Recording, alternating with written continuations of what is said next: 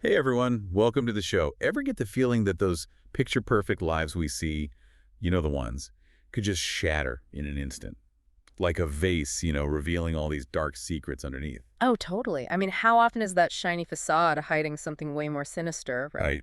It's like a train wreck waiting to happen. And speaking of train wrecks, today we're diving deep into Her Perfect Lie, a thriller that had me glued to the pages until the very end. Oh, a thriller. Nice. If you're anything like us and love a good tangled web of secrets and lies, make sure you hit that like button and subscribe so you don't miss out on our future deep dives. Yeah, we've got a whole lineup of twisty tales waiting for you. So, Her Perfect Lie by Mary Stone and Caroline Clark throws us right into the life of Cooper. Okay.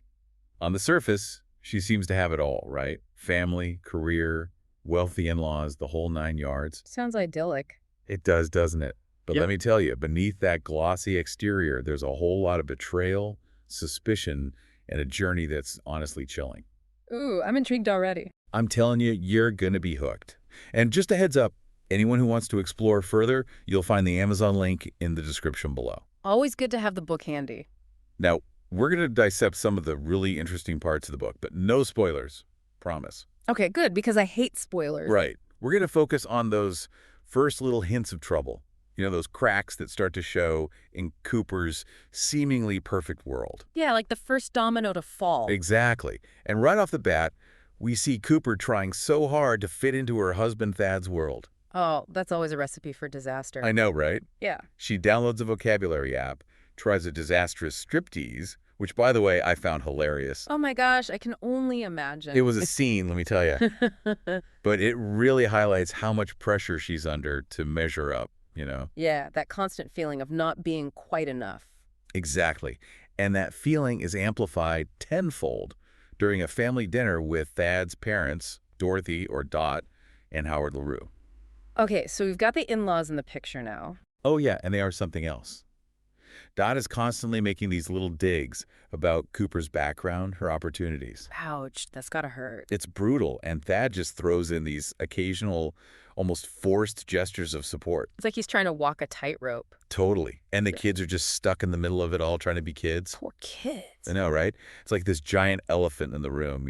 Yeah. This unspoken disapproval that just hangs in the air. So much tension, I can practically feel it. And just as you're cringing at the awkwardness, Cooper notices her daughter, Grace, has a fever. Oh no, a sick child on top of everything else. Yeah, suddenly it's not about social niceties anymore. It's about real worry, a mother's instinct kicking in. You know, that shift is so relatable, it brings you back to reality. It does, doesn't it? Yeah. It reminds you that behind all the facades, real life still happens. Life doesn't care about your perfect picture. Exactly. And even before the in-laws arrive, we see cracks in Cooper and Thad's marriage. So it's not as picture perfect as it seems? Not at all. There's this forced cheerfulness. And Cooper describes her apron as armor, which I thought was such a powerful image. Armor, wow, that speaks volumes. Doesn't it? It's like she's anticipating a battle even in her own home. Yeah, like she's always on guard. Right. And then we learn she's in therapy, talking to someone named Sydney, and she's worried about having to cut back on sessions because Thad wants her to. Oh, that's a red flag for sure. It is, right? It suggests there's a lot more going on beneath the surface than meets the eye. And Thad pushing for less therapy? What's that about? It's suspicious, isn't it?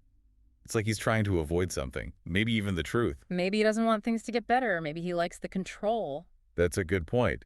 And then there are these tiny little things that start to make Cooper suspicious of Thad. Ooh, little clues. Like she remembers him hanging up on her once, and then she notices perfume on him, perfume she doesn't wear. Classic signs. It's like those little cracks in a seemingly perfect vase, right? Yeah, and you know it's only a matter of time before the whole thing shatters. And to add another layer to Cooper's emotional baggage, we have her attending the school Christmas recital. Okay, a Christmas recital. What's so significant about that? Well, it triggers these painful childhood memories for Cooper. Oh, like what kind of memories? She remembers her mother never being there and her father always leaving during her performances. Oh, that's rough, especially during the holidays. It is, isn't it?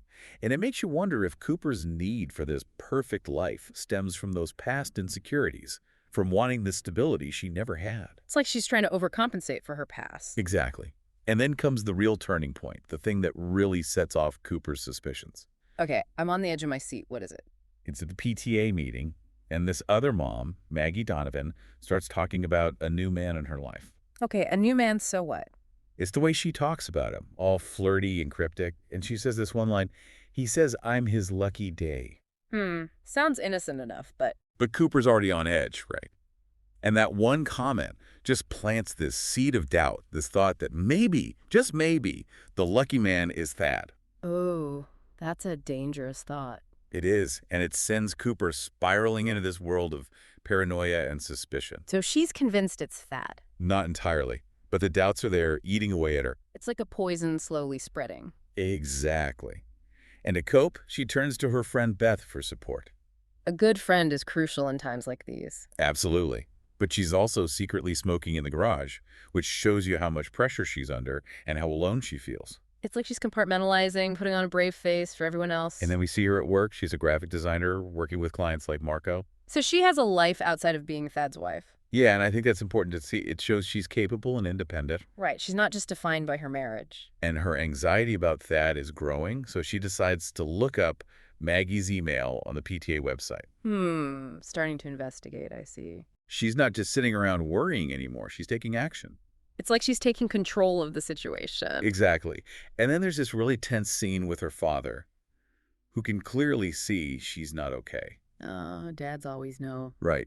And he offers his support, but she doesn't tell him what's wrong. It's hard to confide in someone when you're not even sure what you believe yourself. And to make matters worse, Thad calls to say he'll be late because of another emergency. Another one. How convenient. It's becoming a pattern, isn't it? And it just fuels Cooper's suspicions even more. It's like he's not even trying to be believable anymore. And then, get this, Cooper decides to invite Maggie to their Christmas party. Oh no, that's a bold move. Right. It's like throwing a match on a pile of dry leaves. Talk about adding fuel to the fire. The party itself is a disaster waiting to happen, you know? Oh, I bet it's full of awkward encounters and tension. So much tension you could cut it with a knife. Maggie arrives, and Cooper is watching every interaction, or lack thereof, between her and Thad. It's like a psychological thriller playing out in real time. Totally. And Cooper's anxiety is through the roof, to the point where she's secretly taking pills and drinking to cope. Oh, that's not a good sign. It's a sign that she's unraveling, and it all explodes after the party in this huge argument between her and Thad. Okay, so the bomb finally drops. It does, and it's ugly.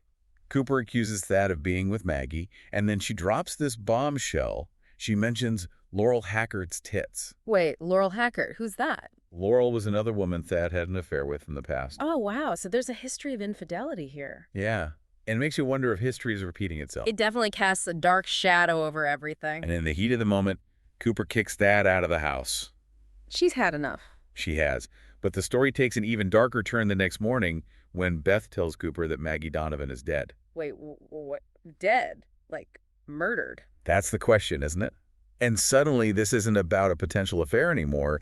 It's about a possible murder. The stakes just got so much higher. And Cooper's mind immediately goes back to Laurel, who also died after Cooper found out about the affair. Oh my God, that's chilling. It is, right? Yeah. It makes you wonder if Thad is involved in Maggie's death, too. The parallels are too strong to ignore. Exactly. And Cooper starts having these fragmented memories of the night Maggie died. Oh, so she might be involved somehow. That's the scary part. She doesn't remember everything, and it makes you question her reliability, you know? Yeah, it's like she's an unreliable narrator in her own life. And then the police show up, Sheriff White and Deputy Byer, to question Cooper and Thad about Maggie's presence at their party. The investigation is heating up. Big time. Yeah. And during questioning, Thad denies even speaking to Maggie, which we know is a lie. He's digging himself a deeper hole. He is. And then the sheriff drops the bomb. They have security footage of Thad kissing Maggie in his car after the party. Busted. And Thad's reaction is pure shock, while Cooper is devastated. I mean, the truth is right there in front of her. All the lies are unraveling. And after the police leave, the fight between Cooper and Thad is explosive. He's still in denial, and she's remembering more and more about Laurel. The past and present are colliding. They are, and it's a mess. But through it all, Cooper's main concern is her children. That's the mark of a good mother, protecting her kids no matter what. Absolutely. Yeah. And her father arrives to help, and you can tell he's worried, but he's also treading carefully. It's that delicate balance between being supportive and overstepping. And the atmosphere at their house is so tense, especially trying to decorate for Christmas without Thad. The holidays can be tough, even under normal circumstances. And then Cooper talks to Thad on Christmas Day, and he's putting on this cheerful facade while she's completely guarded. It's like they're living in two different realities. And that night, Cooper has this horrifying dream about Thad strangling Laurel at the cliff.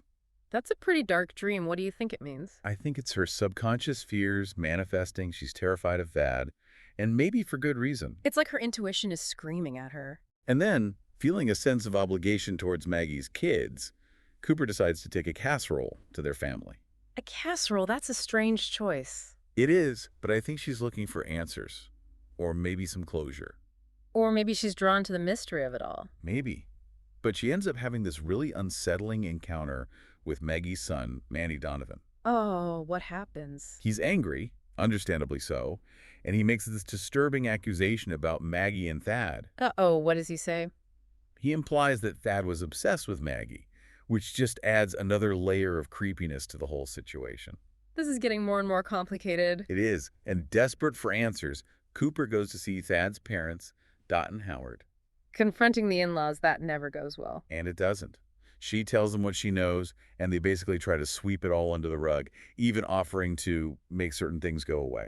Wow, they're really trying to protect their son no matter what. It's all about appearances with them, maintaining their perfect facade. It's sickening. And then she has this tense confrontation with Thad at his parents' house, and he throws these awful accusations at her about her past, her hiking accident, her use of pills and wine. He's trying to discredit her, make her look unreliable. It's textbook gaslighting, and it's infuriating. But Cooper doesn't give up, does she? No, she doesn't. She continues investigating Thad, even searching his things for clues. Her determination is admirable. It is, especially considering she's battling her own demons with pills and alcohol. It's like she's fighting on two fronts. And then finally, she finds Thad's computer passwords and decides to read his emails. Oh, what a discovery. It's devastating. She finds out he was having a 2-year affair with Laurel Hacker. Wow. So it wasn't just a fling, it was serious. And the emails are full of Laurel's desperation, Thad's manipulation, and even mentions of their daughter, Grace. He's using his own child as an excuse. That's low. It is, and it shows you the kind of person he really is. So what happens in the final emails, the ones from Laurel? They're heartbreaking. You can see her mental state deteriorating. She says she can't take it anymore. She wants the pain to stop. Oh no, that's not good. And Thad's reply is just dismissive, cold, like he doesn't even care. It makes you wonder if he drove her to it, to ending her life. That's the big question, isn't it? And it's one we'll be exploring in our next deep dive. I can't wait to unravel more of this mystery. So we started this deep dive by talking about those perfect facades and how they can hide some pretty dark secrets. And Cooper's story is a prime example of that. From those first little cracks in her marriage to the shocking revelation of Thad's affair and the suspicious death of Maggie Donovan, we've seen how quickly things can spiral out of control. It's a reminder that things are not always what they seem. Think about the layers of deception and the impact of Thad's actions on everyone around him. It's like a ripple effect of pain and betrayal. Exactly. And it makes you wonder, how well do we really know the people in our own lives? It's a thought-provoking question for sure. We've covered a lot of ground today, but there's so much more to explore. And next time, we'll be diving into the aftermath of these revelations and see what happens to Cooper as she tries to uncover the truth about Maggie's death. Knowing what you know now, what do you think will happen?